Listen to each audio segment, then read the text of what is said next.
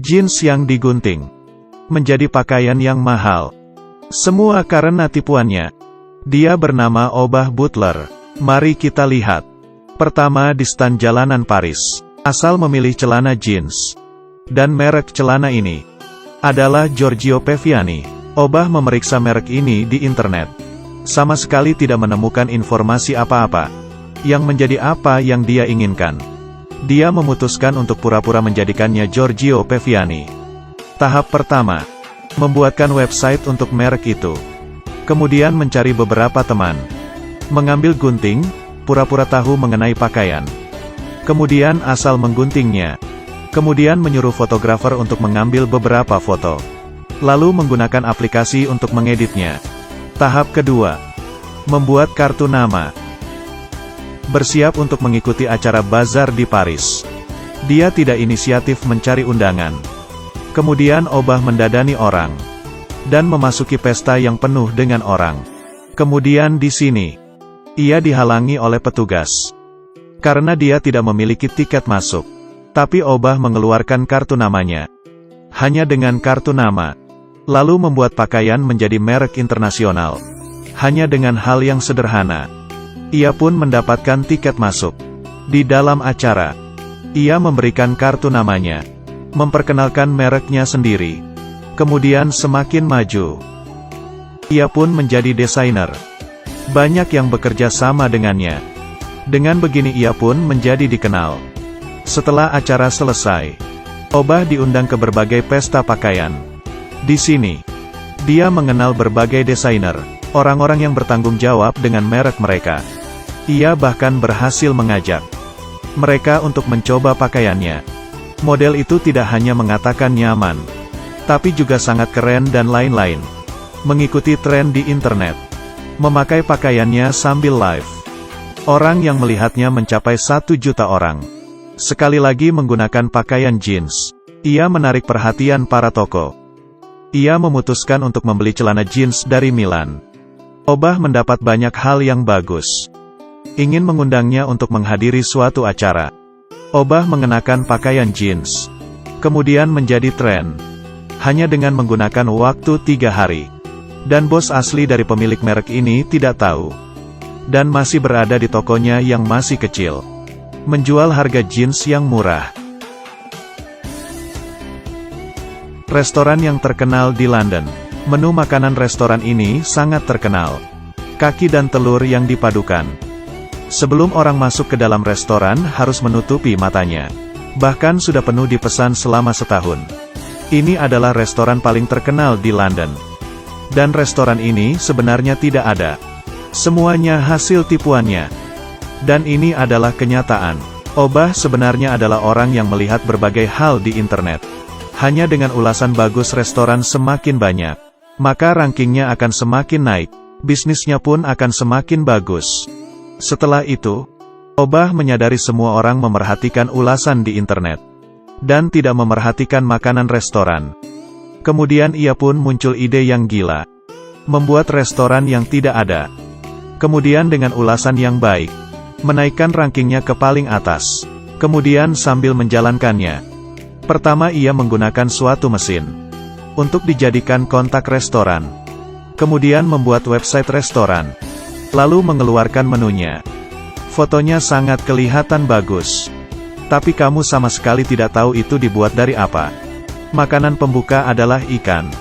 Sebenarnya itu dibuat dari pembersih toilet ini. Lalu dituangkan dengan madu. Hanya dengan bahan ini. Kemudian difoto dan diedit. Lalu diatur warnanya. Fotonya pun jadi. Menu utama adalah babi goreng. Ini lebih parah. Ia meletakkan kakinya di atas meja. Kemudian diletakkan telur. Dan diletakkan bumbu. Kemudian dengan hasil editan, ia pun menjadi seorang koki. Setelah menunya selesai, ia memasukkannya ke internet. Kemudian mengaktifkan websitenya. Pengulas menginginkan kunjungan situs. Dikelabui oleh Obah dalam beberapa kata. Untuk mencegah penindikan, Obah membuat 4 peraturan untuk restorannya. Yang pertama, makan di luar. Yang kedua, karakteristik makannya berbeda. Restoran tidak menyediakan pelayanan memesan makan. hanya memesan sesuai dengan suasana hatinya. Ketiga, model restoran adalah rumahnya, karena restoran juga adalah tempat sewanya. Keempat, restoran hanya menerima pemesanan dari telepon. Alamat restoran tidak dipublikasikan. Melewati beberapa hari penungguan, akhirnya pemeriksaan restoran diloloskan. Berhasil masuk ke situs internet. Saat IU ranking nama restorannya, masih di 18 ribuan. Kaki dengan telur goreng, madu dengan pembersih WC. Menu yang gila ini datang dari restoran yang populer. Meski sangat membuat orang sulit untuk percaya, tapi ini adalah nyata.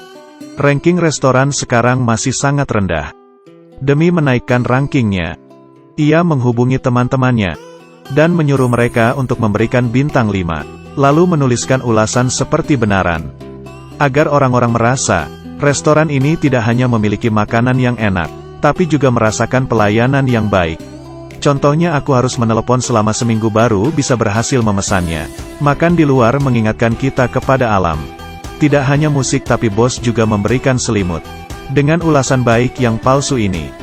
Setelah sebulan, akhirnya ada yang menelepon untuk memesan. Obah menerima telepon itu sangat kaget. Dia mulai kembali fokus, dan mengatakan sudah penuh dan menolaknya. Kemudian ia mendapatkan semakin banyak telepon. Pelanggan bersedia untuk memesan beberapa bulan kemudian, tapi tetap ditolak olehnya.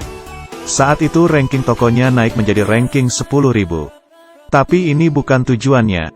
Setelah menolak sejumlah pelanggan, bisnis seperti ini, dalam 3 bulan rankingnya naik menjadi 1000-an.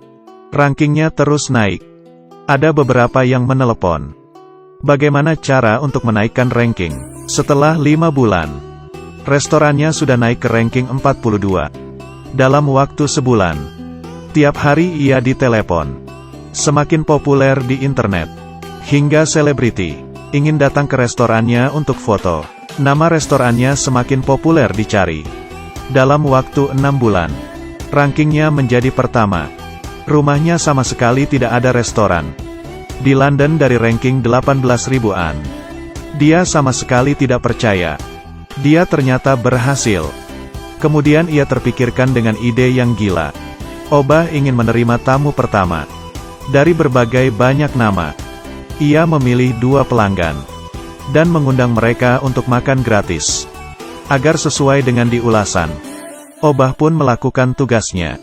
Ia merapikan tempatnya, lalu mengundang temannya untuk menjadi koki dan pelayan. Padahal temannya sama sekali tidak bisa memasak. Ini tidak menyusahkan Obah. Ia membeli makanan cepat saji di supermarket. Kemudian mengundang DJ untuk memainkan musik. Sebenarnya untuk menutup suara dari oven.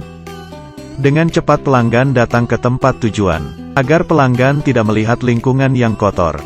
Obah keluar untuk menyambut mereka. Kemudian memakaikan penutup mata. Pelanggan tidak merasa aneh. Dengan cara yang baru.